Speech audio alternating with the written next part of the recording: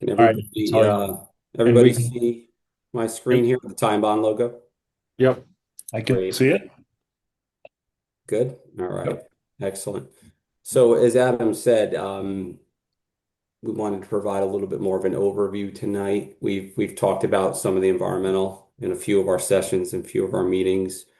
So I've prepared this from a perspective of providing a little more detail. It is still, I'm going to say, a preface here, high level, but we're going to talk in a little bit more detail about the environmental conditions of the site. So without further ado, I'll just kind of run through the things I'm going to speak with everybody about tonight. So as far as the environmental overview goes, we have a handful of target properties.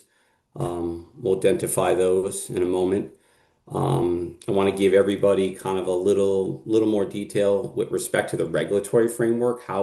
What are the standards? What do we need to comply to or with respect to environmental conditions? From there, I'm going to talk a little bit about remediation and redevelopment concepts, and the typical types of remedial approaches we take on brownfields properties, and particularly some, specifically the ones that we've either done or are proposing to do with respect to these properties. And then we're going to walk through each of the sites. The target property is going to provide a little bit more detail with respect to each of those, some of the key highlights with respect to the target properties. And then we'll talk about kind of a wrap up and kind of, where do we go from here with respect to environmental. So moving on. So here we go. So these are our target properties as of now, with respect to environmental. I know a lot of folks on the call here are probably aware of this stuff, but we'll just kind of start from scratch here. So, the first three are probably the most common: 222, 230, and 248 brownstone, which you see in the aerial overview here. And all of these have a lot of history, right, from an environmental perspective. So, with respect to those three properties, Ty and Bond's been involved with those since 2013. So there's been environmental assessments and targeted remediation completed, since 2013 all the way through the present. As you're aware, the town owns those properties. They were acquired in the 2019 timeframe. 150 Brownstone is there's also been quite a bit of environmental assessment and remediation work there done since the early 90s and is currently ongoing. That's privately owned. And then I know the town brought up a concern with respect to the old gas station or property and it's 198 to 200 because what we found in the records is some records identified as 198, some identified as 200. So for now, it's both. But this particular property and the picture on the lower portion of the slide, you can see it there, has a lot of environmental history actually going back to the 80s and early 90s. There's been quite a bit of work in terms of environmental assessment remediation done on that particular property, and it's also privately owned. So these are our target properties. Moving on to the regulatory framework, right? So, and the intent of this is not to get into, certainly a dissertation on, the cleanup standards, but it is good for everybody to understand, what are the standards, what do we need to comply with? So a little bit of basic understanding around that. So when it comes to cleanup in Connecticut, you're dealing with remediation standard regulations, or for short, the RSRs. So as it's noted here, the RSR specifies standards for remediation for environmental pollution of soil and groundwater. So that is the key thing. They only apply to soil and groundwater. I like to think of the RSRs, these is like the licensed environmental professionals Bible, right? This is our guidance. This is the framework. These are all the things we have to provides the tools and provisions with respect to how we clean up properties in Connecticut. So these are the standards we'll need to meet with respect to the target properties. Within them, there's multiple criteria, and I'm just going to give a highlight of each of these. The direct exposure criteria, right? That is established for exactly that direct exposure. Somebody coming into contact with contaminated soil or groundwater, or particularly soil. You have the pollutant mobility criteria. That criteria is designed to protect groundwater. So what that deals with is substances that leach to groundwater. Um, and then we have the groundwater protection criteria, which is a groundwater standard. Um, and from there, it's the surface water protection criteria, which deals with groundwater that discharges to surface water. There's also something called the volatilization criteria. That's designed for contaminants that are in groundwater that can volatilize from the groundwater and up into buildings and spaces and things like that. So those are the primary criteria. There, excuse me. One moment. I apologize. Just one sec. I apologize.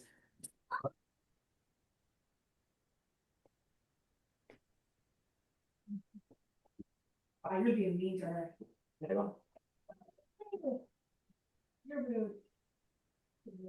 Sorry, buddy. Might have took the meeting from home, from the office tonight. I got my kids, so I apologize. Um, let's just move on.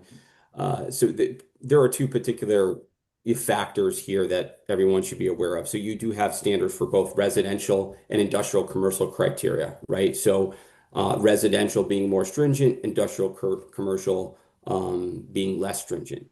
So we're going to get to this in a moment, and I know there's been some questions with respect to, hey, can you do residential? Can you do, and we're going to clarify and clear those things up in a moment. The important thing to note is with the industrial commercial criteria, it can be used, but it needs to be used with an environmental use restriction. And we'll talk more about that in a moment. Another factor that ties into all these criteria is what DEEP classifies the groundwater as GA versus GB. So GA groundwaters are essentially groundwaters that the state looks at and said are essentially pristine. They're groundwater that is presumably suitable for drinking water purposes, etc. GB groundwaters are groundwaters that are presumed to be already degraded from past industrial and commercial uses, etc. Um, just worthy of noting, all of our target properties are in GB areas, right? Which would make a lot of sense, right? The riverfront being in a former industrialized area. So these are all GB. The GB criteria also sets forward less stringent criteria. So that's important to know. So the RSRs in a whole are the framework, the cleanup standards that we'll need to meet with respect to the properties. Worthy of mention on the lower portion of the slide is what's something that's called the release-based cleanup regulations. So this is a very big transformation that's been undergoing and if anybody on the call has heard of this or heard, and familiar with anything that's going on with DEEP, this has been in the works for the last 10 plus years. So the state of Connecticut is actually moving into what they call a release-based cleanup regulations. They were adopted this past May and will become effective this March. It is a significant transformation in the regulatory framework and how contaminated sites are managed in Connecticut. So it's something we're looking at, we'll be tracking, seeing how it affects properties, both good and bad, etc. But essentially, what these release-based cleanup regulations do is they require all spills and releases to follow the same set of standards. So normally, the RSRs would apply to sites that are in regulatory programs. What the release-based cleanup regulations are going to do, they're risk-based, and they're going to get rid of particularly the property transfer program, which has been around for a long time, will sunset when these regulations become effective. And that's a big deal because the property transfer program, and there are some of our target properties that are in the property transfer program, essentially was a program developed in the 80s that was designed to, provide environmental disclosure. When properties were transferred, certifying parties had to investigate them and clean them up. But it was extremely onerous. And what it did was, kind of it was like a don't leave any stone unturned type of approach, improve the negative. That is all going to change now. Property transfer program is sunsetting. It will no longer be applicable. There are sites that are still in it that will remain in it and need to still comply. But there'll be no more sites entered in it, and we'll be moving into this release-based cleanup scenario come March of next year. So this is actually the same approach almost all the other states in the country, take. So Connecticut is been lagging behind for a long time. So this is somewhat of a big deal. And we'll be looking at this, and there are some provisions. I won't get into all of this now that may be beneficial with respect to some of our brownfields properties and particularly our target properties. New provisions for compliance that make things easier, essentially. So definitely worthy of mention. This is something on the radar that's in the very near future. So remediation redevelopment concept. So kind of in a nutshell as an overview, what are the typical things typical approaches we take, particularly with brownfield sites and particularly with the sites that we're working with here in Portland. So most of the time, remediation by excavation, you see a photo there on the right side of the photo. That's from 248 Brownstone Avenue, digging out contaminated soil from the former fuel oil dispensing island. So remediation by excavation and offsite disposal is very common to get rid of contaminated soil. Um, Another very, very common approach, particularly with brownfield sites, and most notably because they're always filled with polluted fill, is capping. You're doing that with buildings, parking lots. You're using the development to cap and isolate contaminated and polluted materials. Um, there's also the use of RSR variances and exceptions. So the RSRs provide, I'm going to say, different pathways, variances, and exceptions to certain criteria when certain conditions are met. So often, a lot of brownfield sites, like the ones along the riverfront, meet those types of criteria, and it's makes a lot of sense to use those variances and exceptions, right? And then, of course, the use of environmental use restrictions. So, talk a little bit more about that, environmental use restrictions. Specifically, they prevent specific uses or activities at a property or a portion of a property. So it can be an entire property or it can be just a portion of a property that is subject to an EUR. It's essentially administrative control. It needs to be recorded on the land records. There's Deep has many different types of EURs. And so most notably, I like to present the example of the residential restriction versus what I call inaccessible soil restriction. So, Dan, I know there was some questions with respect to, can you do residential? So essentially, for our properties, the answer is yes. When you have a residential restriction, essentially, you have a property where you exceed residential criteria, but you might meet industrial commercial criteria, but you're not using anything like a cap or something to isolate soil. So therefore, you can use a EUR in the form of, hey, we're just not going to put residential here and we're complying with the industrial commercial standards. Um, that's the main difference. So then we turn to something called inaccessible soil. And the reason I bring that up as an example here is that is probably the primary provision which we will use on the brownfield properties along the riverfront. And what that does is use that capping scenario we talked about, right? So essentially, once you cap something, the criteria, if we go back a slide, right, to these criteria you see here, the direct exposure, et cetera, no longer apply, right? So if you're capping it, well, now you can do whatever you like, right? You can put residential, you can do things like that, right? Because you're isolating, you're capping, the soil or contaminated material, and the criteria no longer applies, essentially. Um, so hopefully, and we certainly could talk about it further, clarifies a little bit, with respect to residential restrictions versus, industrial commercial criteria, et cetera. Um, the other main category, and which is very typical, for brownfield sites like these, is variances that are provisions within the remediation standard regulations. So they provide exemptions from cleanup criteria. You have to meet certain conditions to take advantage of these things. Um, and some primary examples here include engineer controls, what they call widespread polluted fill, and NAPL. And every single one of these is, and we'll get to in a moment when we get into the sites, is something that uh, will or we are considering implementing for the target properties. And we'll talk more about that in a sec.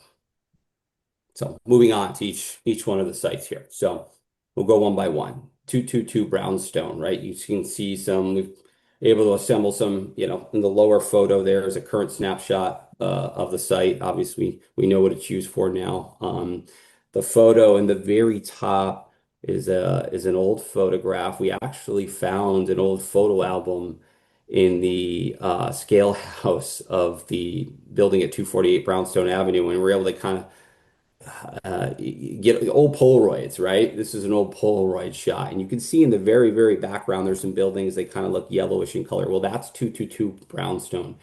So if you look at the historical uses, and I'm probably going to sound like a broken record in a minute as I go through these, brownstone quarrying operations. And then in the 1950s, it was asphalt and tar production, right? Currently, it's used for parking. We know that. Some environmental considerations. It's in the floodway. It's also in the 100-year floodplain. You're going to hear this over and over again in a moment. With respect to the environmental conditions on this property, the investigation assessments have been completed. There was something called a significant environmental hazard abatement that was done, and essentially what that was is we identified some polluted soil in the upper 2 feet of soil.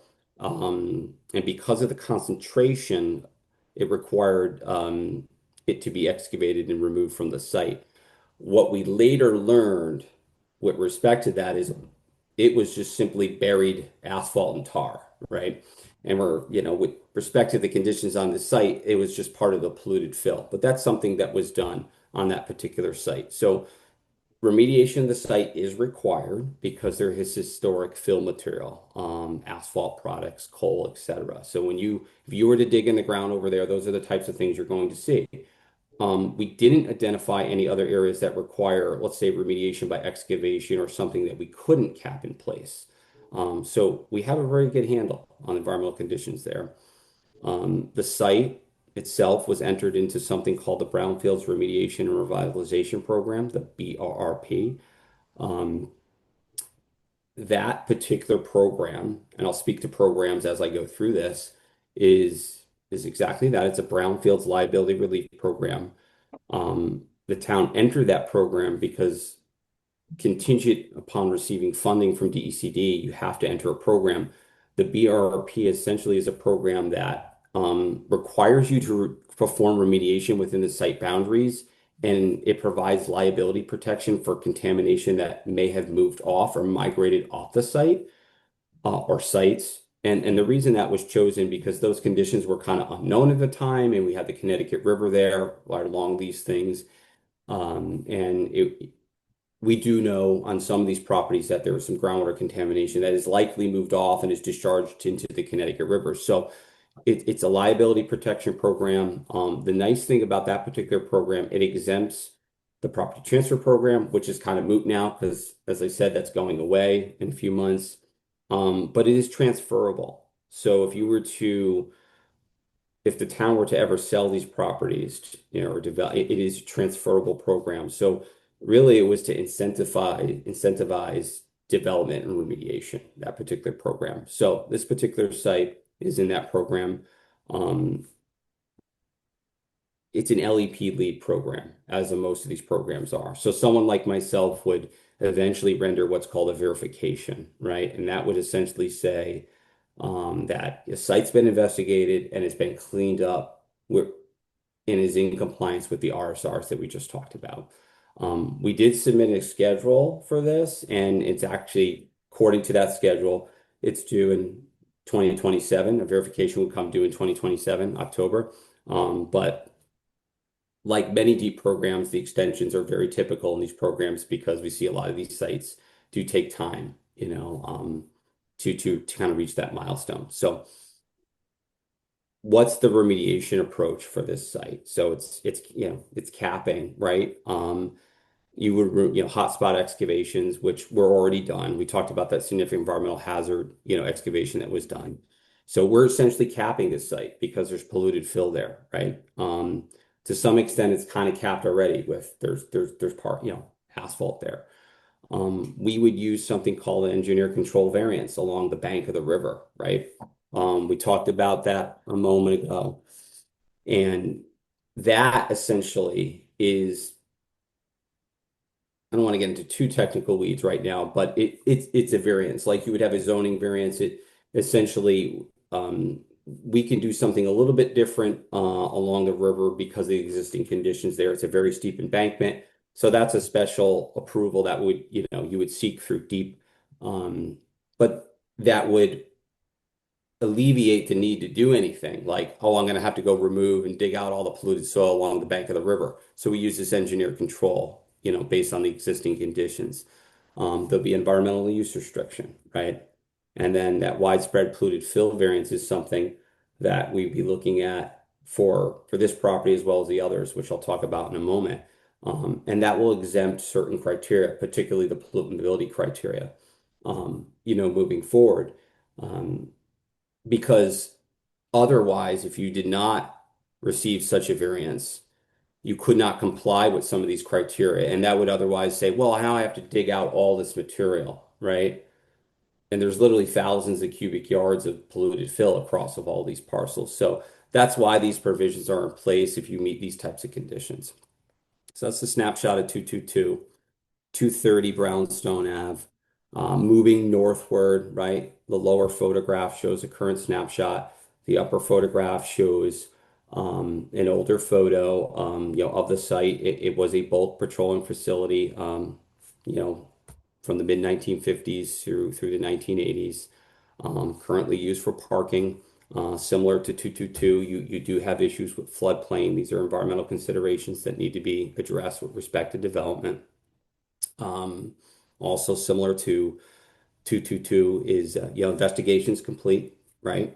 But you have similar, basically the same conditions going on here, right? You have polluted historic fill material, which contains things like asphalt and coal ash and slag and things of that nature.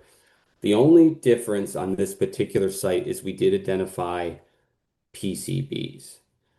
So, with respect and what makes this particular site different than the others is that we identified PCBs in the soil.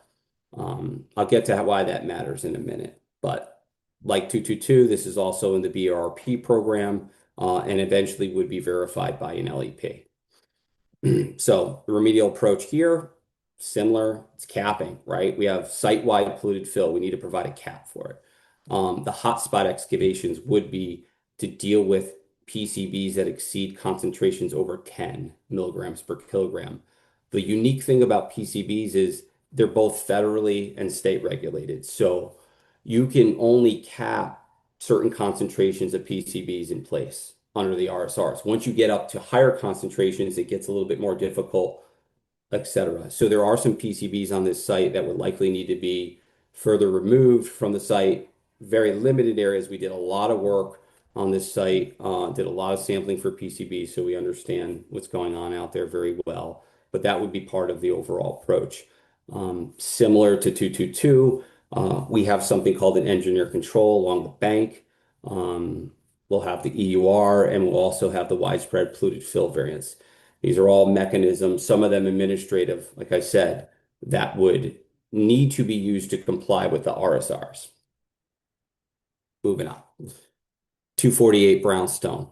No current pictures here, but those are some cool old shots of the site. If you can see, I think those are like 70s and 80s era types, photographs. You can see the tank farm there, heavy uses. Go back to brownstone quarrying, asphalt and tar production, bulk petroleum storage. It's currently vacant as we know. Again, similar to the other sites, it's also in the floodway, 500-year floodplain. So I think the only part of the property, we've talked about this, is the very northeast corner of the property, which is currently out of floodplain. It's a very small portion of it. Environmental conditions, the investigations have been completed.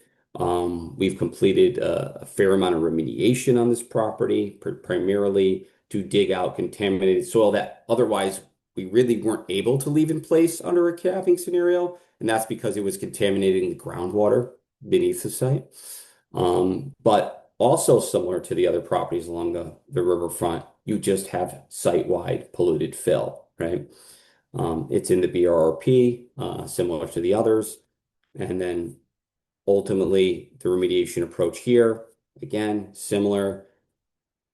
We've already excavated all the contaminated soil out of that we would think would need to be removed. So you would be capping, right? You use an engineer control along the bank of the river, filing an EUR, um, and a widespread polluted fill variance.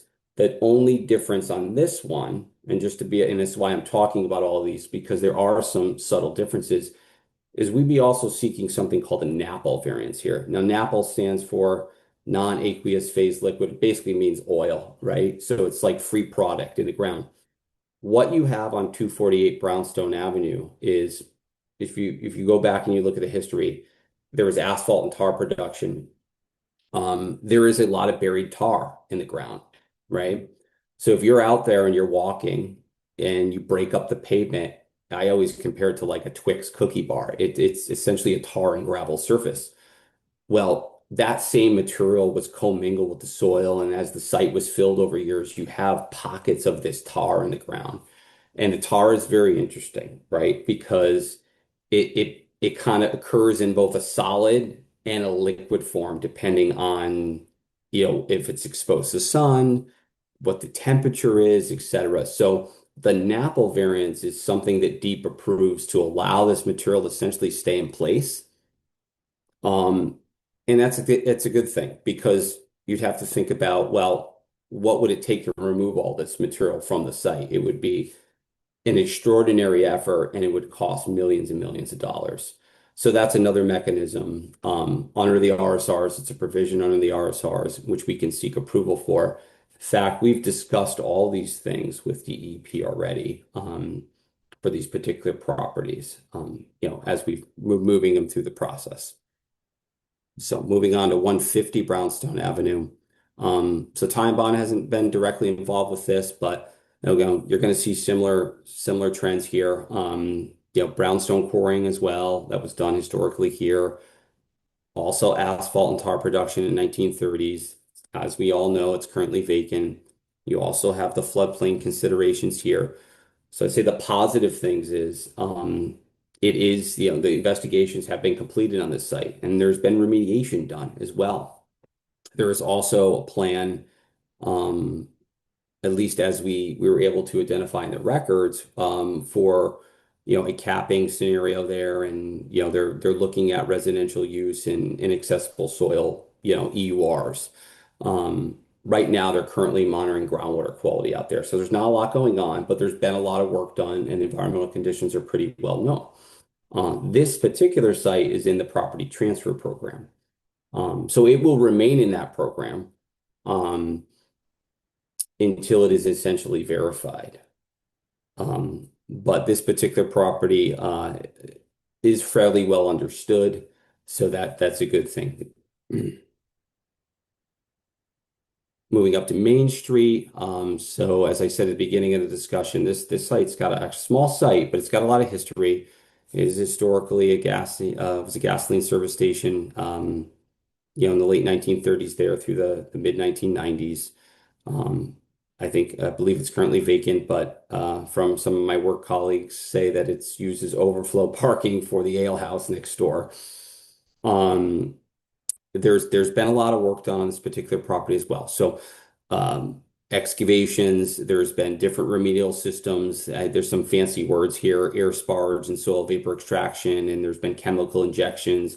So pretty classic scenario here, old service station, underground storage tanks, notoriously leaked in that era. They still leak, today, even with current systems. So you had soil and groundwater being contaminated here. But there's been a lot of work done, and the site has been substantially cleaned up at this point. Um, from our limited file review that we did so far on this, there are some considerations, today would be to, you know, are there any data gaps? Then, of course, the building's still there, so you'd have to consider hazardous building materials if someone were to come along or acquire this property, or they want to demo the building. That would need to be considered. You see a photo there in the lower portion of the slide. That's a I'm not sure. I think that might be from the 1990s. So, but tank coming out of the ground there. But very classic situation. But I said the good news is a lot of work's been done on this site. So it's not like it's the conditions are unknown. So very high level. What's the summary here? So as I've been saying, as I've been going through this, the target properties, they're properties of concern that we've been talking about. They've all been significantly investigated. One of the things that coins a site a brownfield is, when environmental conditions are unknown. It's opposite here. The environmental conditions are very well known on all these properties, so we have a good handle on that. There's been significant remedial progress achieved on a number of these properties, 248 and 150, as well as the property out on Main Street. And the other two that we just talked, 222 and 230, generally speaking, they don't require much remediation, right? With the exception of development and capping, which we'll get to in a second here. Uh, all of these properties, with the exception of the property up on Main Street, are in cleanup, bona fide cleanup programs with deep. So inevitably, you would reach an LEP verification.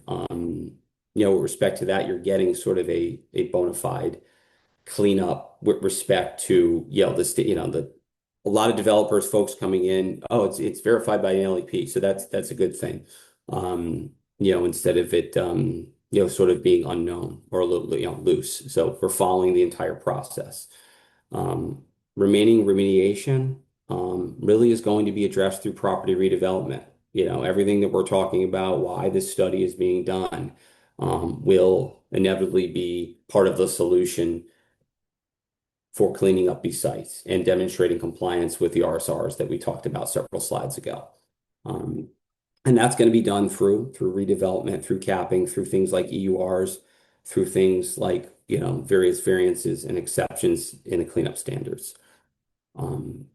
Overall, the next steps, is to continue to evaluate remedial strategies based on proposed development and uses. So as this study progresses and that comes into better resolution as to, hey, we're considering this for 248 Brownstone Avenue, we can now integrate what needs to be done there with respect to complying with the RSRs. Certainly, we'd be developing cost estimates to deal with that, but we want to leverage what we've done and look for opportunities as things progress to secure additional project funding that would help essentially fund those future remedial activities. So I threw a lot at you. Open to questions if anybody has any. Nick, when you talk about engineered caps, Yes. what are some of the options, other than, layering in large amounts of soil? Are there, Sure. geomembranes or that kind of thing that can be done here? So that's a great question, Jay. Absolutely. So the engineer control that I was referring to, and actually the aerial image you see there along the riverfront it's good to be looking at this right now. So you see the edge of the river. I know it's obscured by the trees and stuff, but that type of engineer control, we wouldn't really have to do anything there. You would basically say that when we talked to Deep about this already, the existing conditions on the majority of that slope are so steep that really it would, you or I can't safely walk across it. So that in itself sort of breaks the exposure pathways, right? With respect to those criteria, that direct exposure criteria and things like that. So we would be seeking an engineer control variance from the department that would say, hey, based on the existing conditions, these steep slopes and the vegetated areas, and they're filled with riprap, that no one's going to be able to walk on these things, the majority of these things. It might require something like a guardrail or a fence, perhaps, or something like that. So that's a unique example, right, of an engineer control. You could also do things where you're planting certain types of vegetation that would prevent human access into these areas, right? Like thorns or roses, and so those are more unique when you're talking about capping systems. Now, you can have things that, some engineer controls require what we call demarcation layers. Those are just basically like high visibility layers, right? So it's it's like a geosynthetic fabric that is basically like an orange or highly visible that would just essentially demarcate where the polluted material is. And then it would be capped with clean material. Usually engineer controls, and the reason you're requesting a variance is because they're more limited in thickness in terms of clean cover, right? There are ways in the RSRs where, and the best way, if you can have 4 feet of clean fill without having any kind of capping system on it, right? An engineer control will allow you to minimize that down to 12 inches of clean fill on top, right? But you have to have that demarcation layer. You have to get an approval through the department, etc. Some of the other options, like the 4-foot option, is self-implementing. As an LEP, I can say, hey, we've excavated 4 feet of polluted material out. We put 4 foot of clean in, and I don't need asphalt or a building there for that. So there's a lot of different scenarios, but generally engineered systems, which can be both require approval from the department, but some can be certified by an LEP, and so they're sort of self-implementing. Generally requires smaller thicknesses of clean material and things like demarcation layers.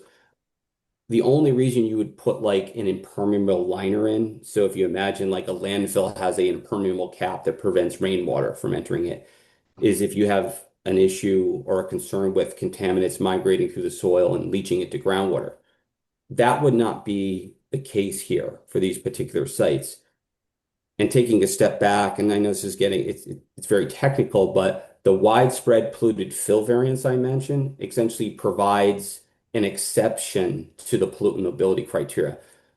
So DEEP recognizes there's parts of the state like this where you have widespread geographically polluted fill. They're going to essentially provide a pass and say that fill material does not require, you do not need to comply with the PMC with respect to that. And you got to meet certain conditions and you have to demonstrate that it does in fact do that. But these particular sites, we would be seeking that type of variance. And ultimately, it really depends on what's done here. Do you need an engineer control that has a demarcation layer, or can you just use pavement as your cap or the building as your cap? So there are numerous options. There are, yeah, within the RSRs, which helps provide some flexibility because there are a lot of different situations, right? As you can imagine. Great, thank you. Sure.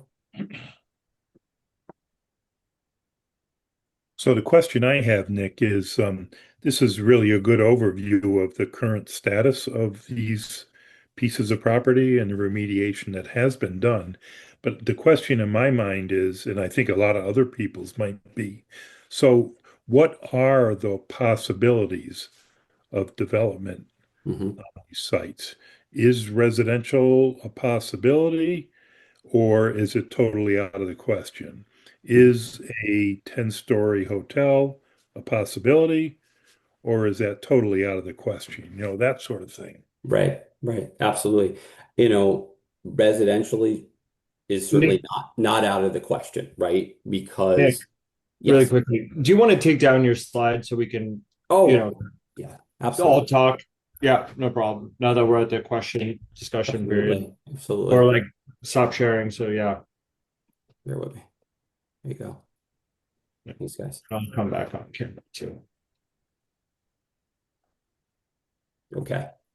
Yeah, So so Do we know enough residential. to answer those questions at this point, or is Well, a residential certainly, it's not out of the realm of possibilities to be implemented here, right? If you have the proper cap, right? Going back to what I described earlier in the discussion, where you would need a capping system to make the soil beneath the site, quote unquote, inaccessible. That's a definition that's included in the RSRs. You can achieve that through pavement and buildings and things like that. Getting into the questions regarding high rises or hotels, those become more engineering oriented, I think. They are certainly from a, environmental perspective, I don't see buildings buildings aren't an issue, right? When we're talking about capping soil and things like that. The probably when I think about these sites, particularly 222 through 230, 240, I'd say that if the town said, hey, we want to make this a park, that might be the most difficult thing to do, right? Or the most expensive thing to do, because you would otherwise probably have no capping system. You'd have to remove a lot of material from the site. You're also dealing with the floodplain issues, which have both environmental constraints as well as probably development and engineering constraints that need to be considered. But if you're building and capping everything here, um, the options are pretty open, I would say. You know? Yeah, I mean, I think that is my understanding is the kind of key takeaway here is from a sort of like contamination brownfields perspective, that Right. as long as we essentially pave over the whole thing or put clean fill on top of it up to what was the amount is 3 feet, 4 feet. 4 feet. Yeah. Um, like you can do anything you want here. Like, I mean, within reason, like, that is, but Yeah. the one thing that, we didn't talk a little bit about here, but I think is important to understand is that because most of the sites are in a floodway, the issue that we may run into with any sort of like clean fill capping, so any sort of dirt over it to create a park or something like that, could potentially run into issues where you're then changing the flood course, and that would open up a whole other set of worms here. And I think actually, the way to be thinking about these sites at this point is from a development perspective. The bigger constraint is actually going to be the fact that most of them are in the floodplain rather than the fact that they are contaminated. That is actually the thing that we're going to have to struggle with the most Yeah. here. And that any of the contaminated issues have been addressed to the point where they can be addressed through a normal site development process. Right. I guess I would say let's not bury the lead when we have the meeting on the 17th. Kind of want to get to the point and let the details come behind it, because sort of a long walk to get to the Yeah. punchline was, hey, they're from an environmental standpoint, we're good to go with a few pretty routine, regular, normal steps. I guess on the Yeah. floodplain thing, just from my own, I just don't understand what kind of roadblocks is that going to present? Is that something that's going to be hugely insurmountable, or is it just normal, usual building design and It, you yeah, know, it's going to change what you can do with the site, especially on the ground floor, right? So you've got to design around and allow things to flood. One of the things that you have to be, careful of, can and you what give I me was like an talking example? Is this like build on stilts concept or? something. So like what a lot of things will do is like, so what they typically don't like you doing is putting like ground floor residential in the floodplain. So if it's going to be residential, the ground floor has got to be elevated up, and a lot of developers will put like parking in that area, Got it. but then there's got to be like free flow water through that area, so when it does Yeah, okay. flood, and we can kind of get into that. I think one of the big things that I think, and we're still sort of discussing this internally, is that um the idea of this becoming a park or having sort of like open space elements is going to be very, very tricky because of the clean cap fill being 4 feet. And if it becomes 4 feet, you're changing the course of the Speaking just for myself, I mean, this is the second time we've talked about park. I think park shouldn't be brought up. I mean, if we're got a piece of property to develop, let's develop it so it adds to the grand list of the town. I I'll, would just Mike, pick that I'll let you from your stand up and talking finish. point, please. Well, Yeah, I would I'll agree. put you. I'll put you out in front of the audience. I mean, we are going to get people in the public, right, who are going to come out and be like, I want this to be a park, right? And I think making sure that everybody Get a beautiful understands park that. right next door. Right. I We know, already I have one of know, Yeah. those. Yeah. Yeah. Yeah, we I already know. got one of those. Yeah. I'm I just don't, saying, yes, Adam, I get it. Yes, you're right. We should be ready for it. But let's try to duck a punch or two. Yeah, but yeah. Okay. Well, and that is what we're doing. In some ways, that is what we're doing is we're trying to take some things off the table here and making sure it's really clear. But and I hear you, Mike, about not we wanted to make sure that you all had this information here. When we go out to the public, Yeah. this will be No, the much message is more exact. simple Absolutely. and Yeah. and much more direct about what it is. But we Got it. wanted to give you guys the Absolutely. kind of nitty-gritty Absolutely. details. Yeah, I The- wanted the- to add that about the Yeah, environmental. the response is perfect. It's music to my ears that it's not appropriate, but I would take that on the cue and not put it as part of the presentation. That's the only point I want to make, guys. Yeah. Yeah. Any other thoughts or questions before we hand it over to Eric? I just like to agree with Mike's comments. I don't think parks should be our focus. I don't think it's ever been our intent. And That's good. what you've told us tonight kind of reinforces that to me that would be a tougher sell than some sort of development down there.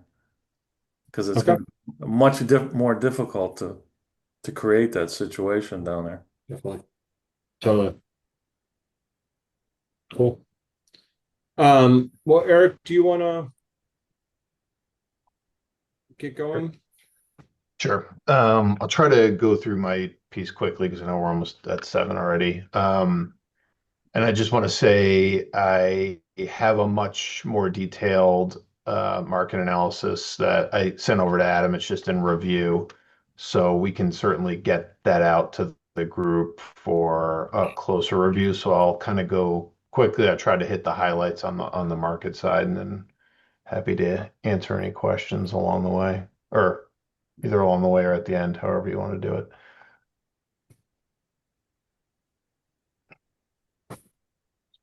Okay.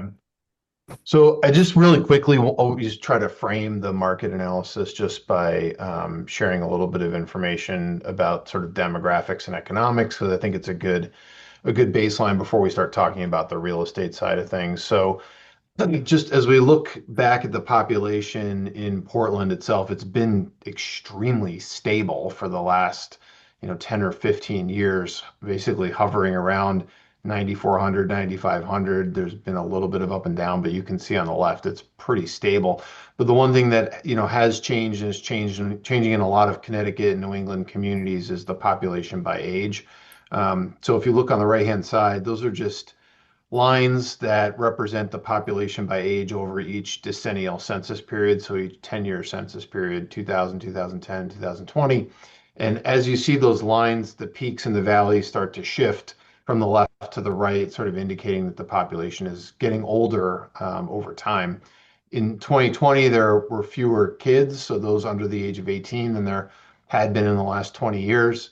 And you can see that orange line all the way to the right. You can see it's starting to peak around, 70 to 75. So the population that has been there for the last 20 years sort of continues to stay there and is basically aging in place in a community. So, we like to look at this from a sort of a housing and a spending demand perspective, what's happening in the community. Within the actual households themselves, we also look at householders by age for both owners and renters, and household size by owners and renters, only because I think we'll be talking, or at least considering, residential as part of the overall plan to a certain degree. So having a sense of where the market might be headed or where the demand for the market might be headed is always good. So household size by tenure, you can see your households, both owner and renter, are largely dominated by 1 and 2 person households, particularly on the renter side. And then, with the owner side, you do get a little bit larger family-sized households, so you have some 3 and 4 person households. But you can see just how many 1 and 2 person households you have today in Portland, and I think that's largely reflective of your aging population and your empty nester population. Folks that are living in these units that don't have kids. And from an age perspective, you can see most of your older households tend to be owners, while younger households, there's kind of a mix of owners and renters.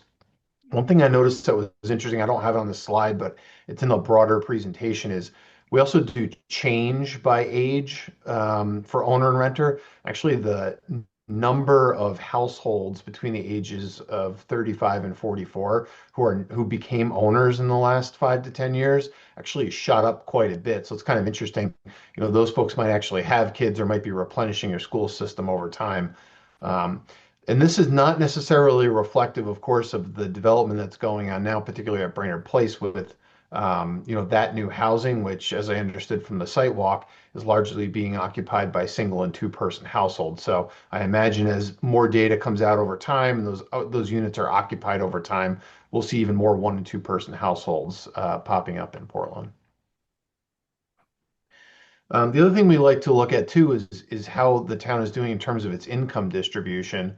Um, Not surprising, we see this in most communities around Connecticut, New England.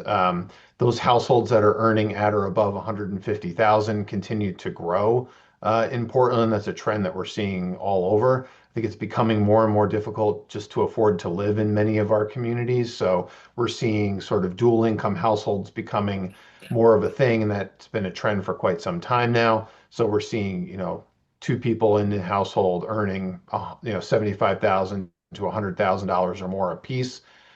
From a housing perspective, that's good. They have more expendable income, particularly as prices continue to rise, which we'll cover in a bit. But it also means they potentially have more expendable income if they're in walking or driving distance or biking distance to downtown, to shops, restaurants, other types of amenities and stores where they can spend money. That's a good thing too. And just to sort of reinforce those household trends, Portland is largely dominated or has been largely dominated by detached single family homes and mostly owner occupied single family homes. The renter stock is slightly more varied. There's a number of 2 to 4 unit buildings and structures that have some rental capacity that could be in two-family dwellings, that could be in townhouses, that could be in small condo buildings, or everything in between. But by and large, your housing stock is largely single family. But again, we know that that's changing with some of the more recent developments and could potentially change with the infusion of housing in our study area. The other thing that I thought was really interesting, just from a demand perspective, is this is the vacancy rates from the census over the last 15 years or so, going back to 2009 to 2023. And you can see the owner vacancy rate was maybe as high as 5%, sort of coming out of the 2008 recession. And that's quickly dropped, particularly with the pandemic, to basically zero. So there's really almost nothing on the market when it comes on. It's scooped up pretty fast. On the renter side, you see some more ups and downs. Usually that's reflective of new units coming on the market, especially when you don't have a lot of rental units to begin with. When you have some come on the market, vacancy comes up for a period of time during lease up and then comes back down. But basically from 2022 and 2023, your rental vacancy is extremely low as well. So, good from a demand perspective for housing. So just switching gears to the commercial side really quick, Portland's an interesting place if we're talking about businesses. There's actually a lot more people who leave Portland on a daily basis for work than there are people who come in, indicating that you are largely, you're more of a bedroom community than you are an employment destination. Overall, there's about 1,900 employees that are coming into Portland working. About 4,465 of your working residents are leaving each day, leaving the community to work, and about 500 of your residents are actually living and working in Portland. Most people are commuting, or I would say a relatively short distance. It's about 80% of your residents are commuting to Middletown, East Hampton, and Glastonbury, so sort of nearby communities. So not too far. And that's sort of emphasized by these two maps I'll show. So this is sort of where your workers in Portland are coming in from. So you can see they're coming in mostly from Middletown and surrounding communities, but a lot of them are living and working in Portland. That's that sort of 515 working residents that we talked about. but where your residents are commuting from are much, much longer distances, and they're primarily commuting into the cities of New Haven and Hartford. Some are headed toward Berlin and Southington out that way, and then some are working in between. So when we're thinking about your local workforce and the ability to attract certain employers or industry sectors, kind of looking at who's commuting in, who's commuting out, can give us sort of a sense of, well, what might actually be viable and what target industries might we think about. In Portland today, growing industries include retail, trade, accommodations, and food services. So those are mostly your food and beverage, your retail stores, your restaurants.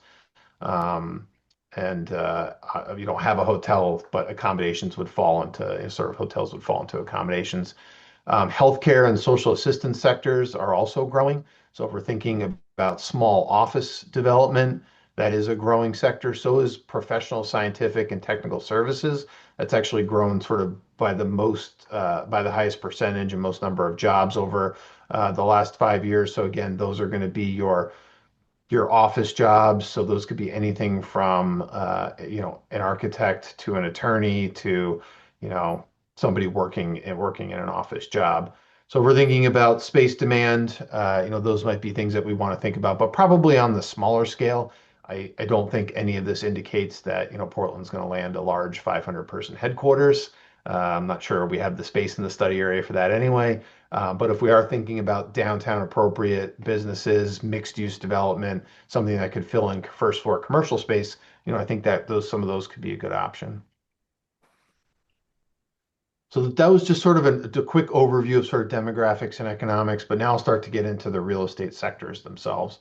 So we'll start off with for sale and rental housing section. So just on the for sale side, I'm probably not telling you anything you don't already know if you've been paying attention the last couple of years to the market. But here we compare Portland in the sort of red line to overall Middlesex County in the green line. And you can see since 2020, housing values have really shot up. In Portland, going from around $250,000 as a median sale price to today around $400,000 in a very short period of time. That's the median for all sales, regardless of the age that they were built. The increase since 2015 has been about 112%, which is quite substantial. On the demand side, as I mentioned before, vacancy is extremely low. There's not a lot of homes that have been coming on the market. And you can see the months of supply for both Portland and Middlesex County they're mirroring each other pretty closely, particularly as we get to 2024 and 2025. There's about 2 months worth of supply at any given point in time, which is extremely low and a lot lower than historical averages, which have tended to be 6 to 8 months. But we know with COVID, the popularity of smaller communities, particularly really nice communities like Portland that have a great housing stock, folks were moving out of cities. They were looking for more space. Prices are going up, vacancies coming down, months of supply came down. And now with interest rates, things pretty much everywhere are a little bit sticky where people can't necessarily afford to move out. People can't necessarily find a house to move in. They can't necessarily afford a house to move in with the prices and the higher interest rates. So things really aren't moving too much, but prices are high, demand is still high, vacancy is really low. So even though we might not be talking about single family, if we are talking about other types of ownership housing, so could be condos, could be missing middle housing, could be townhomes, things like that. I think there would be great demand for that. And just quickly on the multifamily side and on the commercial side, we'll talk a little bit about what we call the submarket. So that's basically Portland and all of its kind of surrounding communities. That just gives us context to work with. So how is Portland comparing to most of its surrounding communities? It stops just short of Hartford. We didn't necessarily want to count in Hartford or having that influence the market. So kind of Newington, Wethersfield would be your northern boundary, Berlin to the west, Westchester to the east, and then to the south, like Durham and Bailey. Just for context. So we'll see this figure a couple times for each of the real estate segments. This is data that we pull out of CoStar, which does a great job of tracking most of the transactions that are happening out there in the marketplace. So the way to look at this graph, this is for multifamily rental housing. The green line, I should say, the red lines, the maroon lines are your net deliveries. So if those red lines are going up in the air, that means new units are being delivered to the market that we're looking at. If red lines are going down, that means units are coming off the market. Usually when we see housing, there's not a lot of things that are coming off the market. When we see the green lines, that means when new stuff comes on the market, the green line is indicating how quickly those units are being leased up. So often when you see a red line, you'll see a green line either right before or right after it.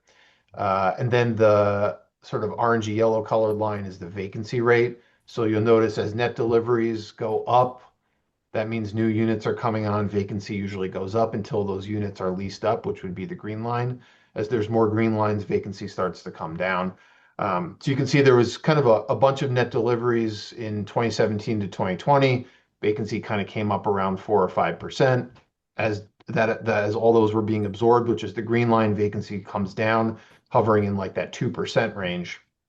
So even though the submarket delivered, I don't know, 900 units in that time period, it didn't take very long for them to be absorbed in vacancy to come back down to really to historic lows around 2%. Typically with multifamily, we like to see vacancy rates in the 5 to 8% range. That means there's units available. People can move in and out. People have choice in the market. There's churn in the market. But when you have vacancy at 2%, I mean, you might as well consider that zero. There's almost nothing to really move in and out of. Fast forwarding to 2025, and then looking over the next 2 years, 26 and 27, CoStar's tracking a lot of new net deliveries, which is the red lines going up. Therefore, you see vacancy go up. But if you look what happens over that sort of 2 year period in 26 and 27, those units those are delivered, they're being absorbed, and vacancy is coming right back down to 4%. So from a demand perspective, I think, this shows that there's demand to build in this region. There's demand from an absorption standpoint, and vacancy continues to remain low. I won't go into as much detail on the other ones, but just wanted to kind of give you a sense of how we look at a graph like this. On the left, you'll see where those deliveries were taking place relative to Portland and the submarket. So you can see from 2015 out through our projections in 2027, most of the deliveries, with the exception of, I'm sure that red line 25 is Brainerd Place, most of them have been happening outside of Portland.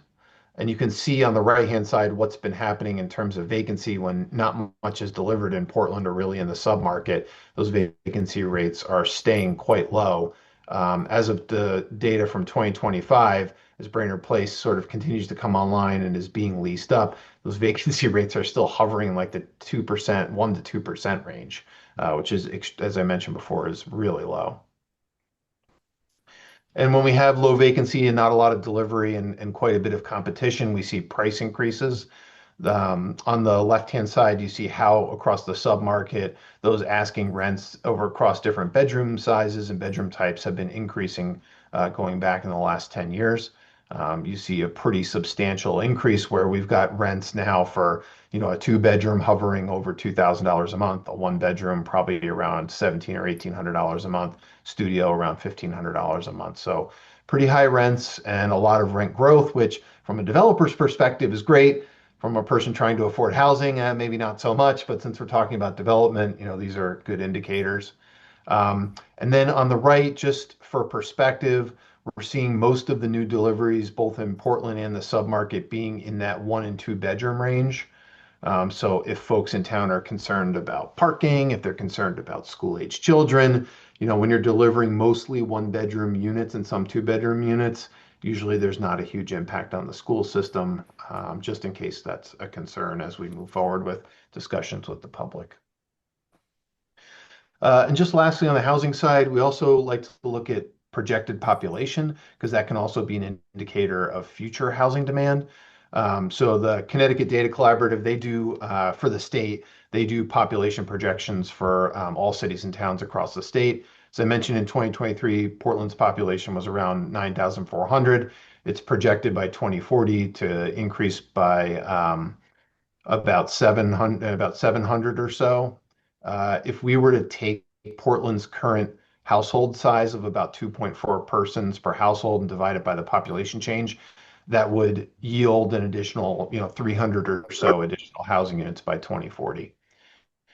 Again, that population projection is based on births and deaths, folks who are moving in, folks who are moving out. It doesn't necessarily reflect new development and how much new development potential there is in Portland. So that 302 units is really just looking at population projections. It's not how much development you have in the pipeline. And it certainly, I don't think, reflects the latent demand for housing in Portland and in the region. But it does give an indication that your population is projected to continue to grow, and housing is an important piece of that. So just to go into the non-residential sides of the market, so starting with office, one thing we like to look at is sort of office demand in kind of two different ways, and you'll see this for industrial when we get to that segment as well. So one way we look at it is what is the employment projection change over the course of a 10-year period from 2024 to 2034 in the whole sort of River Cog region in that sub-region that we talked about, and how might that relate down to Portland's employment change. In terms of office generating or office using industry sectors, which you'll see on the left-hand side of the table, there's not a lot of employment change projected over the next 10 years in Portland. There's quite a bit more in the River Cog region. But from Portland's perspective, maybe demand for about 16,000 square feet over the 10 years. Office is definitely it's a challenging sector right now. And again, I think as we think about office in Portland, we might be thinking about smaller spaces for smaller sized businesses. So, I think an annualized space demand projection of, maybe 15 or 1600 square feet a year, could be realistic. Of course, if somebody was attracted to Portland for one reason or another, there could be much higher demand. But I think from an office perspective, it's probably going to be on the smaller side, which I think fits nicely in with downtown. From the submarket perspective, you can see the impacts of the pandemic on the submarket's office vacancy. It sort of from 2020 onward, it's been trending up. You can see the net absorption numbers going downward, which means leases are lapsing. People aren't renewing leases at the same rate in the submarket that they had been prior to 2020, which is all causing vacancy to go up. And there's just not really that much in terms of net new delivery. Nobody's really building office right now unless they've got an anchor tenant in hand, or they're building very small office spaces like what we're talking about here. Rents, just in general, in Portland, they're a little bit lower than the submarket. I think that's just because of the office space that you have might be a little bit smaller, maybe a little bit older than some of the other stuff that's across the submarket. And interestingly enough, the submarket's vacancy rate, as I mentioned, is around that 10% mark, but Portland's is extremely low, and it's actually come down since the pandemic. Some of that could be office spaces come off the market. It might have been on the market for a really long time, and now it's just been pulled off the market, and it might be sitting vacant. There also might be transactions that CoStar doesn't capture that are happening either between two people that are leasing space, or that might just not be up on a broker's website where CoStar would necessarily capture that.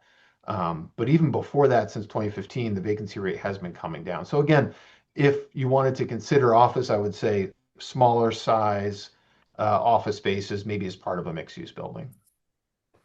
Not to interrupt you, but I'm curious what the other board members thought. The office building, the Middlesex, across from Company 2, when that office building was bought, I think that was bought in 2022 by Snyder Civil, and so he bought the office building, and then he's mainly filled that with his own employees.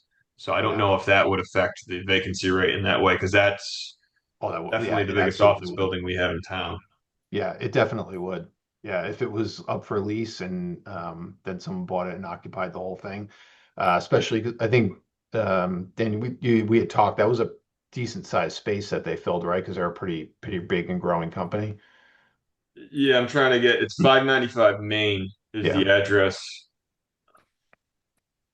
But yeah, I mean, to answer your question, that definitely would have an impact for sure. That could definitely be what happened there. When was it purchased? It was purchased in April of 21. So yeah, that would make sense. Yeah. Okay. Great. Thanks for that. Just shifting to the retail side, so similar graphic for this submarket. What we see here is a lot more activity on the retail side than we did on the office side. Even post pandemic, we see a lot of absorption, a lot of net deliveries, and vacancy has largely hovered sort of historically around the 3 to 4% range. It's come up a little bit in recent years just because you see those net deliveries in 2025 in the submarket. That's going to cause the vacancy rate to come up a little bit. But I would anticipate as that lease up occurs, the vacancy rate would probably come back down again, which is good. We don't see a lot of vacancy, which we do see in some other markets. And we see good net deliveries and absorption. Rents in Portland, again, a little bit lower than the submarket. They're hovering around the $15 square foot range, but they have been trending slightly upward for the last couple of years, which is good to see. And also a good indicator, Portland's vacancy is also really low on the retail side compared to what we saw historically in the submarket. Again, some of that is probably reflective of Portland doesn't have a ton of retail compared to some of its neighbors. You don't have a big shopping center, a huge grocery store, a big strip mall center with a big large anchor. Your retail, I think, is mostly on the smaller side. So again, I think as we're thinking about downtown appropriate retail, I think this makes a lot of sense, sort of targeting similar size properties. One thing that we did was we did what we call a retail gap analysis, and we looked at basically from 227 Main Street, kind of the center of our study area along Main Street. We looked at how much retail square footage and retail businesses are within a 3 mile radius of that central point, compared to how much household spending there is within that 3 mile radius.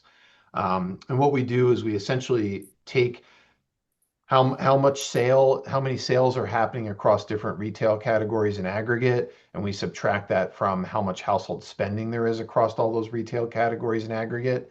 And where there's more household spending than there are sales, it means people have to drive outside that 3 mile radius to find places to spend that money.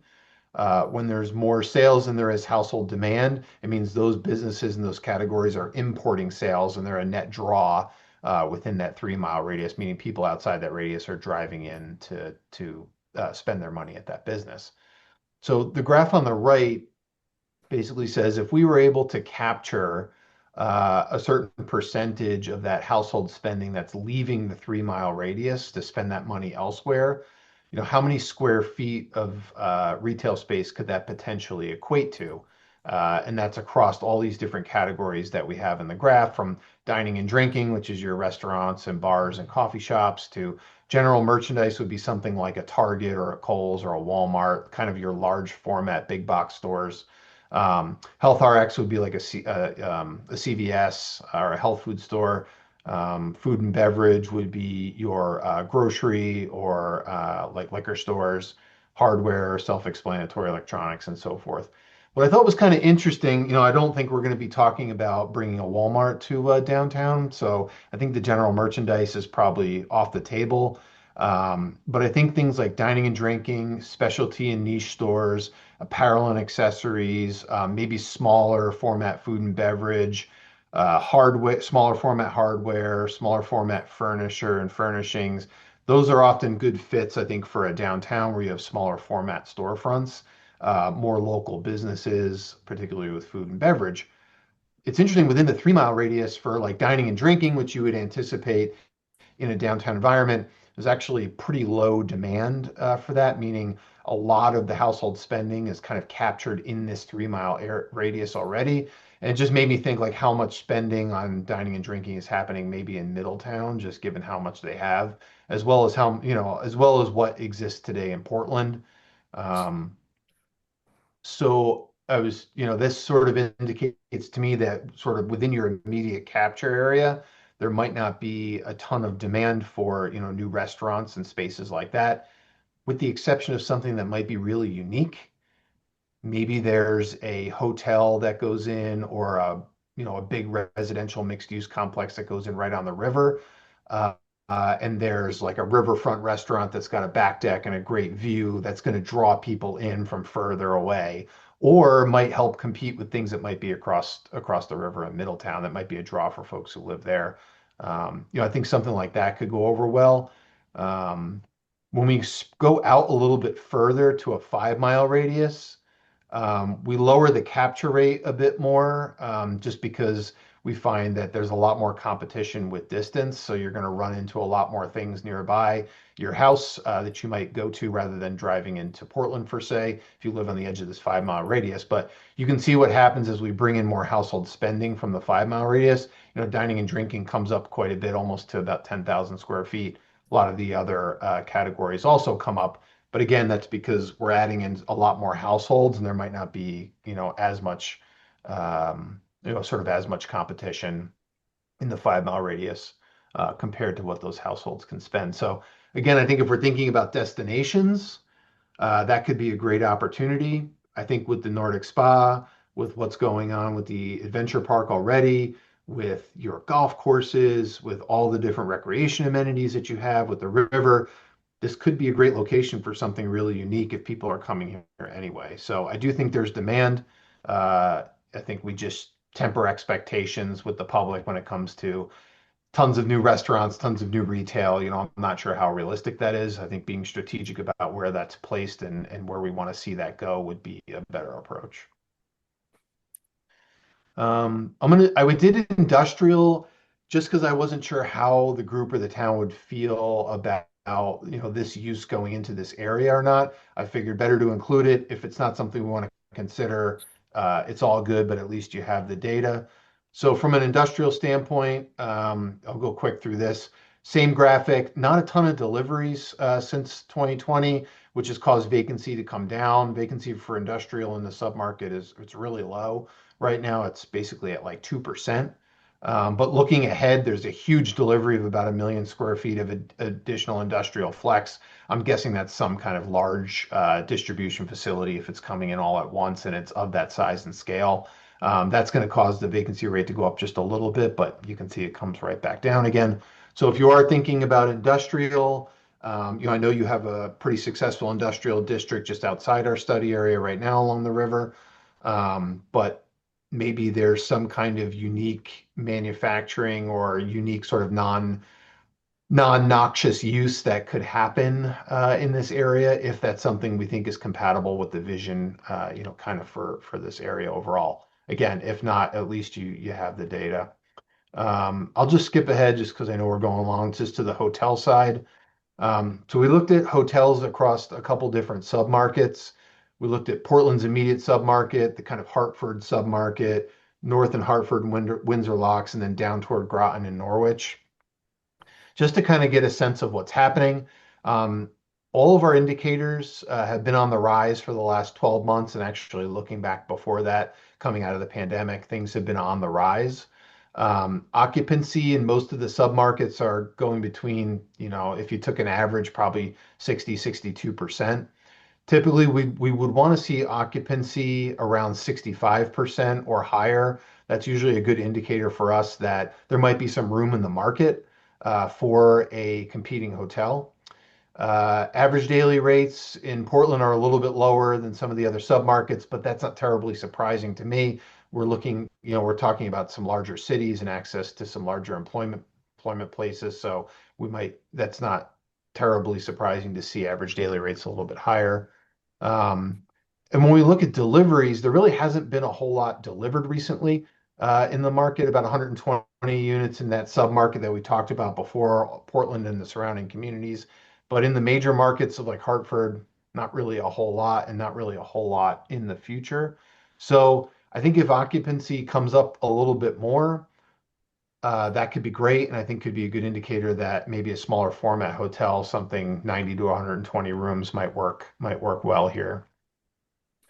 We also looked at for the submarket that includes Portland and kind of goes up toward Hartford.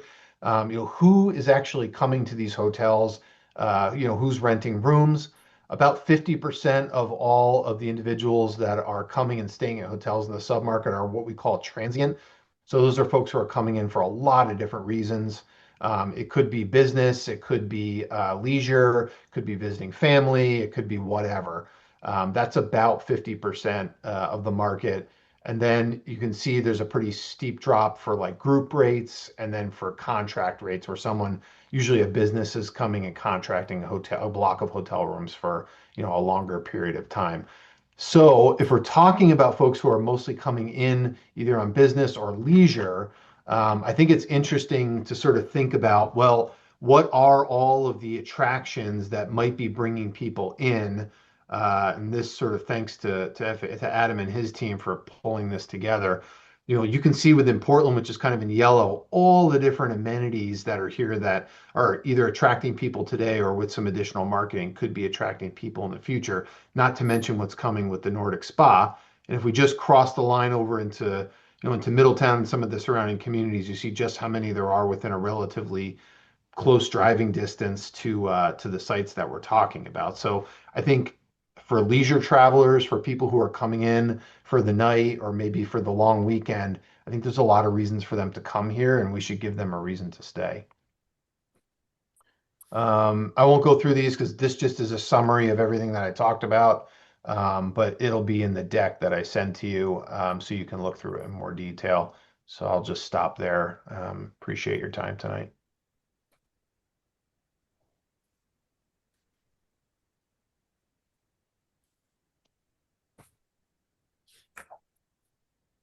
Awesome. Thanks. Any questions or thoughts or comments for Eric?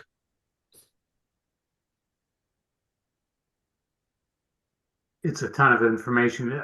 Are you able to share the slides apart from the meeting? Okay. Yes, yeah, absolutely. I'm happy to send this deck to you, Adam, if you want to distribute it just to the group. And then as we're working on the full thing, this could be an interim product. Yeah, lots of great information. I think it's probably that last slide that we skipped over. Sorry. That's probably the one that we're going to want to show to the public, right? Oh, definitely. Yeah. Yeah. A very truncated version of this. Absolutely. I mean, Eric, oh, Mike, go ahead. Sorry. Sorry, I'm just trying to think what the key message of that presentation was. Was that I guess there's a lot of options. We got to see what the demand is. Is that the point is you're kind of in a stagnant growth environment population wise. Don't see a ton of demand right now that's calling out for an obvious use. But that being said, it's a unique piece of property and there's certainly a business case that can be made for a number of uses.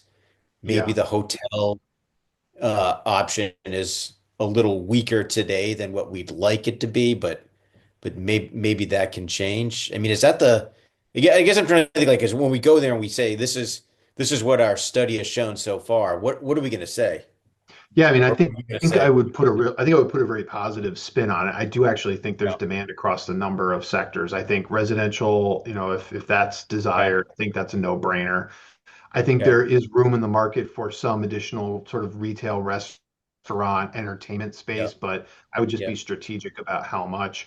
I do think, and I would love to, I know we haven't had a chance to do this yet, but to talk to like the wedding venue folks, because there's demand there. We didn't get a chance to talk to the folks at Nordic Spa on the site visit, but just getting a sense from them of like, there's not really a hotel immediately here. You'd have to cross the river. What Well, do you think that's about a so that's a good point, Eric, because I think it'd be malpractice to actually hold this public meeting without talking to the Nordic Spa people and talking to the Verdun people, talking to the Brainerd Place people, and I guess St. Clements I'd St. if you Clements? think Yeah. it's a point. I mean, Verdun came and found a purpose that none of us were thinking about. So maybe they're outside the box thinkers. I think the same thing with Nordic Spa. They dropped into our lap without thinking, so they found some value to come here. I really think if we go to the public and say we haven't talked to these guys yet, we're gonna lose some credibility. So I don't know Dan, how to make that happen, or Adam, how to make that happen, but I would highly encourage that we do that. But it is good to hear. It is good to hear that you see demand in, across a whole bunch of different sectors, from residential to some sort of retail dining to, to possibly a hotel. So it's good to say that, look, we're not doing this in vain, that nobody's gonna even think about it. If we put the right position, we could find. But I do encourage we should have those discussions with the people who are already investing money, either Yep. long time or new time in the town. Yep. Yeah. And I will say we're working with Dan to get those scheduled and moving. Like Great. that is in the process. Yeah, because Verdun and the spa, and even Brainerd Place, as much of a pain those guys can be, is they saw our opportunity. So, pulling whatever we can from them that would ever be helpful to think about what the future's going to look like, I think can add more color to the data that you're looking at, Eric. Yep. Yeah. Yeah, And I think I had a good conversation with Dan from Brainerd Place on the site Okay. walk. So Yeah. I was able to glean at least from what I could walking next to him and talking to him. But yeah, That if we're- Bertrand? yes, yeah. Okay. Okay. All right, good. So that's okay, good. And I do think it's important that, the work that Eric is doing is sort of assuming a generic site, right? These are, what is the demand? What is the Right. options in there, right? You guys have a site that you can control, which is huge, right? That is a big deal. You can decide what the purchase or sale price of that property is and what the extractions you want coming out of that for this. And I do think it's important to remember as we go through this process that, when you issue an RFP, for the site again, we need to have a conversation about how narrow or broad you want to, cast that net, right? You all could be very, very narrow and say, we've done through this process and we want a hotel. That's what we think is the best thing for a lot of different reasons. And we're going to be very narrow about that. Or you could open this up to several different options and talk about, what are the things or the sort of performance standards that you would expect out of any project that came out of that. But that's a long time down the road. I think for the public meeting, what I think is great is we're hearing from Eric is there are a lot of options. And what we're going to be looking for from the public is, like, what are your concerns about some of these options, right? If where would you like to be going? What would you be thinking about with all of this? And, as I tend to find it's not a good thing at this point in time to try to control the public too much, to let them share their thoughts and ideas about, what these sites could be. And then we can, refine and narrow and focus in subsequent phases. So we're going to leave it pretty open at this first meeting for people. Yeah. Any sounds other questions or? Let's keep in mind too the huge development that's going on right across the river in Middletown. If that's going to be attracting people to the area, it's a short trip across the river to Middletown. Yeah, I was kind of thinking along the same lines, Bob. I mean, it's I know the complexities of the analysis get exponentially bigger. That if you start thinking about this as less of a town and more of a region, but just thinking about tapping into some of the latent demand that's in Middletown. Mike and I used to work for Pratt and Whitney, 3,000 person site. There's basically one decent hotel in Middletown. They would give them a choice. Wesleyan's the same thing. Wesleyan, yeah. Yeah.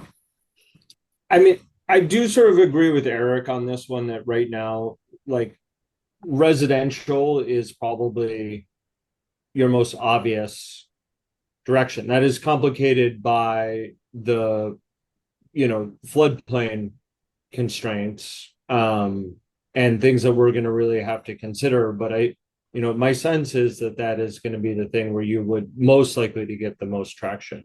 Eric, is that sort of your read? Yeah. One thing I wonder too is with just going back to the hotel, sometimes a developer might be doing a scan, a high level scan. They might be looking at some of the high level data from CoStar or from STR or wherever they're looking. And on its face, they may pass over Portland because they're like, well, the market metrics aren't exactly where I want them to be. Maybe I'll go closer to Hartford or whatever. Meanwhile, they're missing the story of look at all these potential room night generators that are here and probably will be here in the future, like with the spa and other things. So, Adam, I know you and I have talked about like what's the pitch piece, Yeah. right, for this that, we're like, hey, there's this option, which is great. Here's some information about why it's great. There's also this hotel option that's great. Here's why we think it's great and what you might be missing with your market scan. I mean, that could be an option too. Yeah.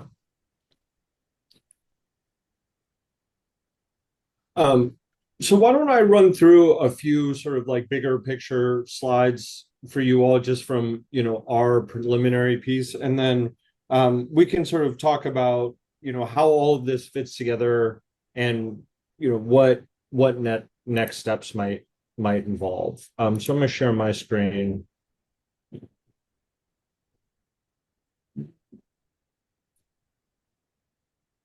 Can you all see that? Yep. Great. Yeah, great. So, recognizing that this is we're thinking about both the waterfront and, the downtown area. We do know that there is some real issues with the, traffic volume on Main Street, that it, distracts from sort of the pedestrian comfort and, some of the economic and commercial viability along there. The Route 66 transportation study did envision sort of a narrow roadway, added on-street parking, safety improvements. But one thing that we have to talk to DOT a little bit about on this is they recently resurfaced and none of that came to be. So trying to understand what's going on. The CT Loop study is identified for some options along Main Street. And, we know that there needs to be sort of an emphasis on, sort of building on that work and looking at it in a little bit more detail. Just as for people who haven't seen it, the coloring options on this are really confusing. But this is the CT Loop trail alternatives. Basically, this is the preferred alternative, and this would be the short-term alternative. But there's nothing that should or could preclude you all from looking at this and how it might connect to the riverfront and your existing trail system in the riverfront part. The Route 66 study has got a lot of stuff in it. It does not go all the way up, as far as I can tell, on Main Street, but you can kind of see it does provide some recommended reconfigurations of some of the lanes, and you can start to see some of the parking options and the center turn lane through there, the bicycle lanes on both sides. So that's going to be an important conversation with CTDOT about sort of where that all sits. Brownstone Intermediate School, I don't think I have to talk to you all much about this. Just, we recognize that it's a really great opportunity and we need to think about it as, a real asset in the area. We understand that sort of a hotel use has been identified as potentially the most promising, but the sort of strong architectural quality of it does suggest that it might have some other values, potentially as office or commercial uses. We're going to have to see how all of that plays with, our recommendation for the Brownstone Avenue properties. Obviously, we're not going to be suggesting 2 hotels in this area. One thing to kind of know though is on the site walk, it was sort of made clear that those co-working spaces at Burner Place really were not driven by the market. It was more to sort of be in compliance with different regulatory standards. Adam, I think that should be Brainerd Place, right? Is that I think that's a typo. Oh, Brainerd, thank you very much. Yep. Brainerd Place. So with the adventure park and the Nordic Spa, again, the Nordic Spa is really great because it's going to bring some year-round, regional attraction. We understand there's some interest in sort of expanding the adventure park sort of operating time, but they do see a lot of users throughout the summer, which brings in a lot of parking needs that are going to need to be sort of considered along or considered throughout this process, especially since they're using a lot of these or one of these sites as sort of short-term parking. The other thing is just a recognition that the park is an asset in this area. There is a desire for boat access here. But again, just really need to be thinking through how parking is going to affect all of this. One thing that I wanted to talk through with you all is through our sort of site walk and then also a little bit of our plan review. There's sort of 4 other sites here that I think are worth including within the conversation. That doesn't necessarily mean that we're going to be talking about, a program for all of them, but I think they have a role in this conversation. So I'm going to start with this first one that's off Main Street. The inclusionary housing zoning study identified that site. They gave sort of a couple of alternatives for that as a potential site for new sort of mixed-use development or residential development, really proximate to the downtown, really right off Main Street. I wasn't able to get back onto these sites, but I can imagine there's some pretty spectacular views of the quarry and the river from there. And so can definitely see how this could have some real interest. I'm going to kind of go around the same path that we took. So when you go up, Middlesex Avenue, these are the fields that are right there. That is a big site. My understanding is that they're used by the school, but also for other sort of recreational activities. But with the school going, I think there's a question of, what is going to be the use of those sites and how does all of this tie into, a larger system here. But just also noting that Middlesex Avenue has got these, just really great views. This was taken a little bit from where above where that new Nordic Spa is going to be. And then getting to the end of Middlesex Avenue, where the parking lot is, and it's a little overgrown, but again, just some really spectacular views and some real opportunities there. And last but not least, there's a site sort of at the top of the hill on Silver Street that, again, some really great views of the quarry. And right now is sort of being used, seems like a sort of commercial industrial use, but another site where, just walking around it here, it was like, oh, that has a lot of potential to contribute to things, but maybe something worth a conversation with you all. So I am going to keep it relatively short. That was my quick overview, but just any questions from you all about those thoughts, in particular about sort of those other 4 sites and their relevance to all this work that we're doing.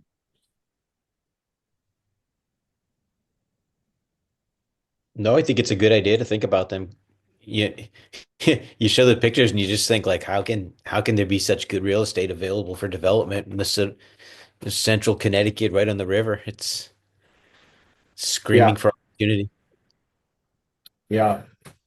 Um, uh, I'm sorry, somebody's gonna have to pronounce me with then help me pronounce the name of the fields. Is it Agolati? Agalotti. Agolati. Thank you very much. Um, And I so wouldn't push that too hard. yeah, I'm not. I'm sort of curious We though. could Have mention, you, but yeah, have you all thought about, or has there been any discussion about what's going to happen with those fields after the school well, my leave? understanding is that that property is separate from school property, Okay. mainly controlled by the Park and Rec department, um, but I don't think there's ever been any discussion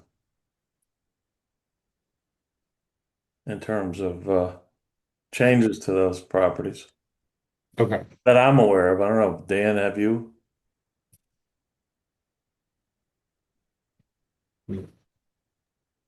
No, but I guess Park and Rec would control, but it's still town property. So Yeah, it's still town property. Yeah. I mean, I will let you in a little bit of just what I shared with Dan is like when I was walking around that area, we're talking about these, the Brownstone Avenue properties being very much in the floodplain. And as we were walking down there, my initial thought was, geez, if I were a developer, this would be the number one spot that I would be going after. Big, square, flat, easy access, not in the, Dry. not in, yeah, dry, exactly, not in the, township owned. And, I am totally willing to, sort of say, no, this is a sacred cow. Let's not have this conversation. It is bordered by residential properties. But it is sort of, it could fall into one of these questions around like, well, is there a way to leverage that in order to finance a different type of improvement, on Brownstone Avenue other than a development piece? Because it is such a great development site from a developer's perspective. I think, Adam, we asked you to think outside the box, so I wouldn't, I mean, the school is still a open issue. I don't know where that's going, but I mean, don't hold back, please. At least from my perspective, I like bring us ideas.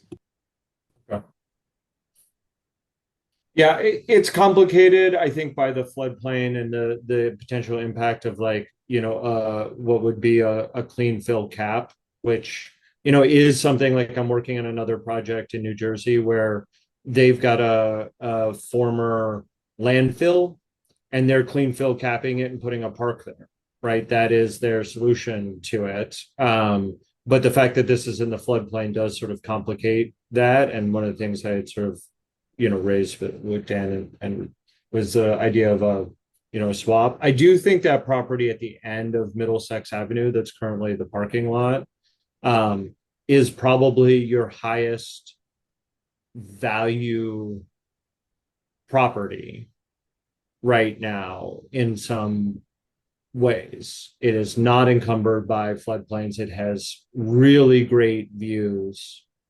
It is at the end of a roadway. It is essentially, development ready in many ways. So that's another thing for you all to sort of be thinking about in that respect is I know we're really focused on the brownfield properties, but that may be the site where if you were looking to get, movement to build on the momentum from that, you could get a lot. And as Eric said, that might be the place where like a really nice restaurant could go with some really great views attached to a hotel or something like that to, really capitalize on the views and could be pulling people from across the river right? That would be a reason to come dine here that would be different from, going across the river.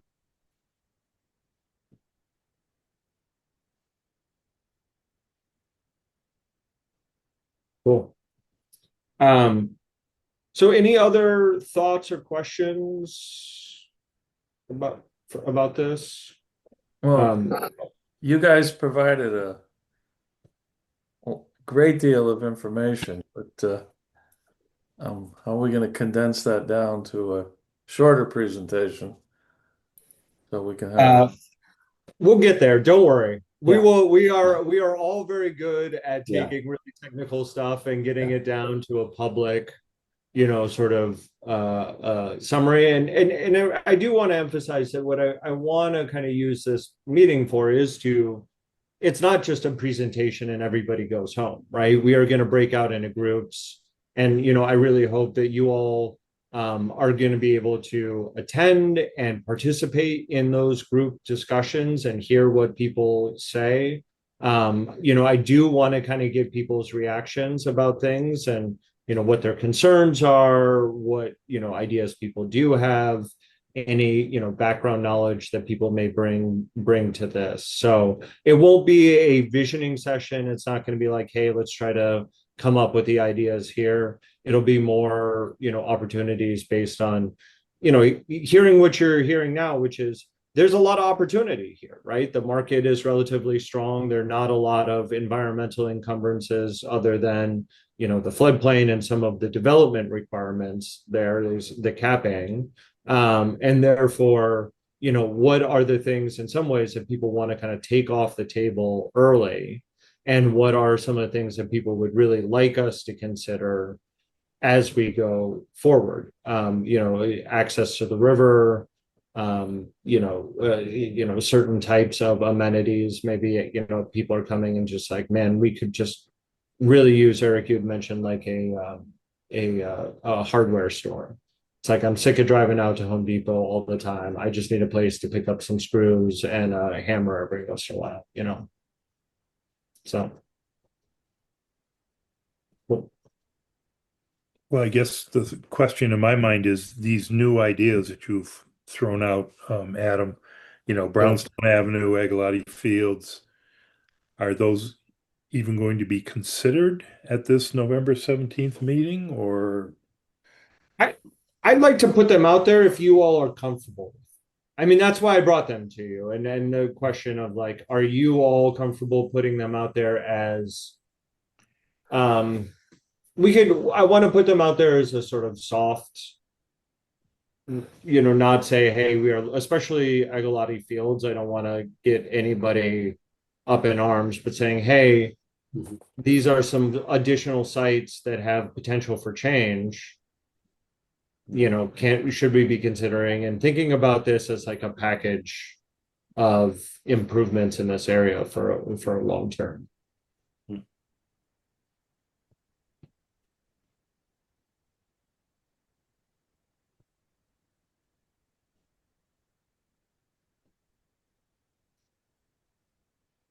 What do you guys think? Should we bring them? Are we comfortable bringing them out to the public for discussion, or do we want to hold off?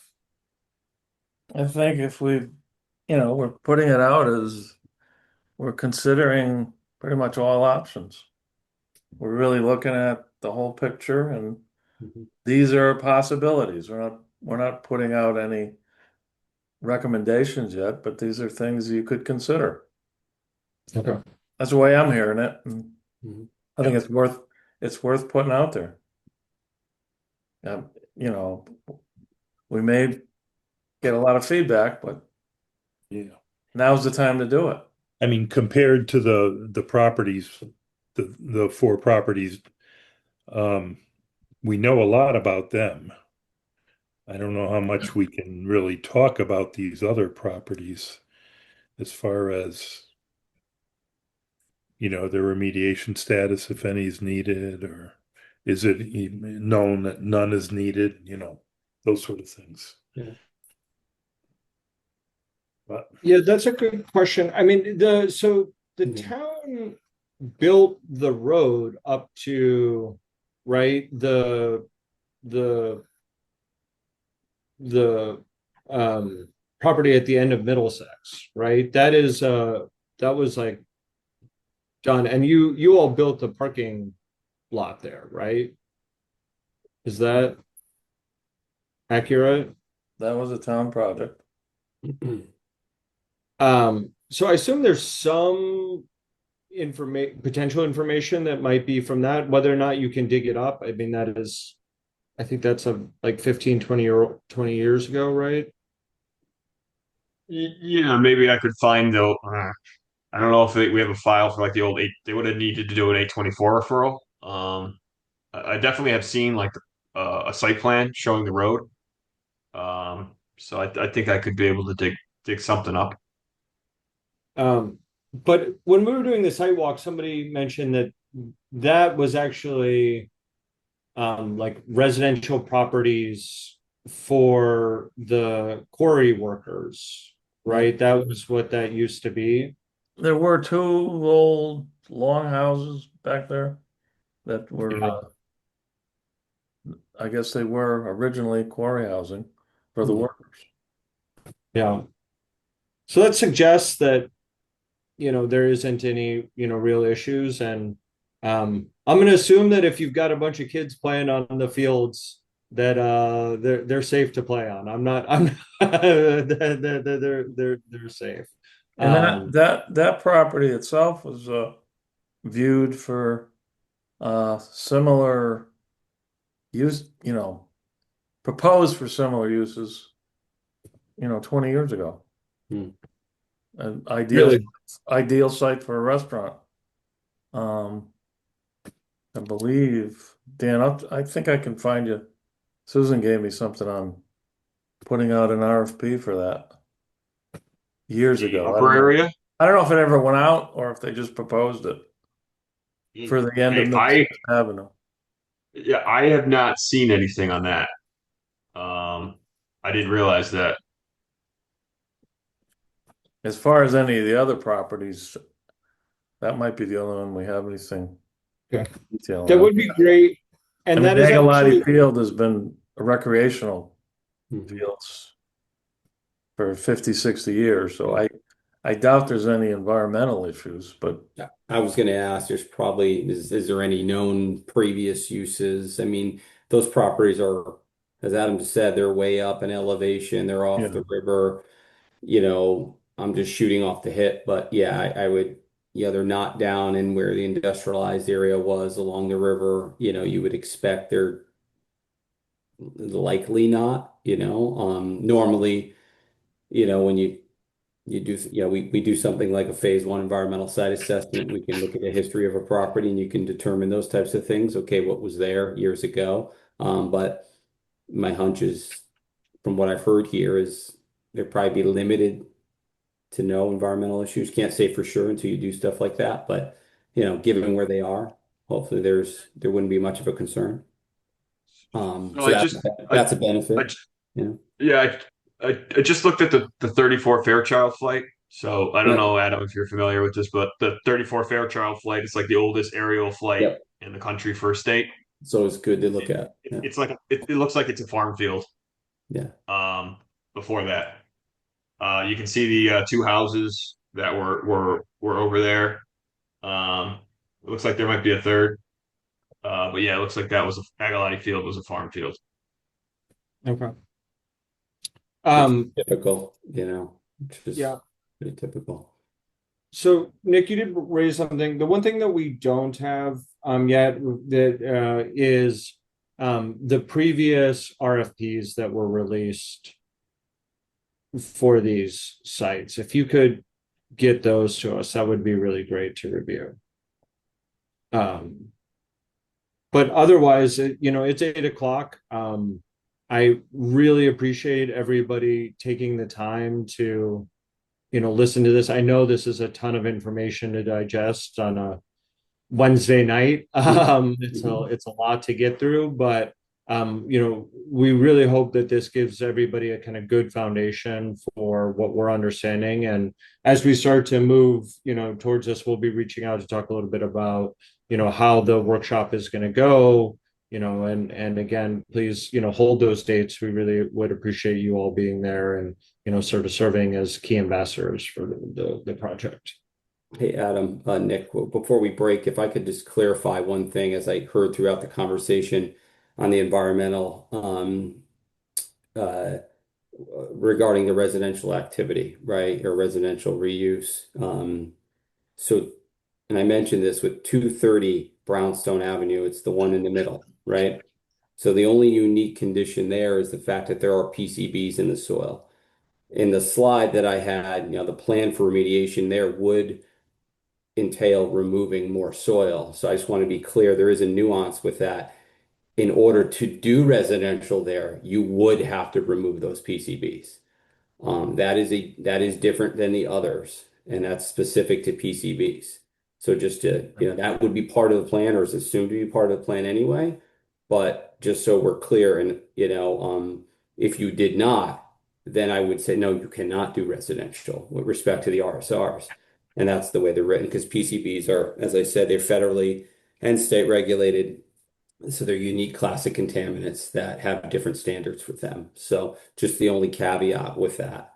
When it comes to 230, the others, like we talked about earlier in the conversation, you're talking about capping and that would allow those types of things to be done, or those types of uses, residential uses. So, Could you vary the site? I don't want to drag this on just real quick. Could you have residential at 248 and 222 and then have like a commercial use on 230 and segregate the sites like that? Like how the development's done? Sure. I mean, the way that Deep looks at sites is as Dan is as legal parcels. So when you apply the RSRs, you apply it to the site. So if they're distinct legal parcels, then yeah, you could do different things. Yeah, it's kind of like that, but that's how it is. Yeah. I still think that's a potential workaround. Yeah. Developing the site in a manner where you're segregating the residential to the two parcels that you can. But I just wanted to And then make sure infilling. that it was clear with the PCBs on that side. And it's the only one that we found it on. But that is a unique thing with PCBs, because you can only cap them up to certain concentrations. And if they're above one, you can only do industrial commercial. It does prohibit residential unless you remove the PCBs, and which we sort of plan to do as part of the approach. It ultimately depends on, okay, what do we want to do here, right? Just quick, because I'm curious. When you looked at 150, did 150 have PCBs or anything like that? No, not I can double check on that, whether or not there are any PCBs on that site, but not that I'm aware of. Well, I'll follow up and I can send you an email with respect to that. Okay. Mostly similar contaminants to what you're seeing, urban fill, and there's petroleum releases, and again, there's been a lot of remediation there, but we'll check on that. We'll check on that as well. That's awesome. Thank you. Sure.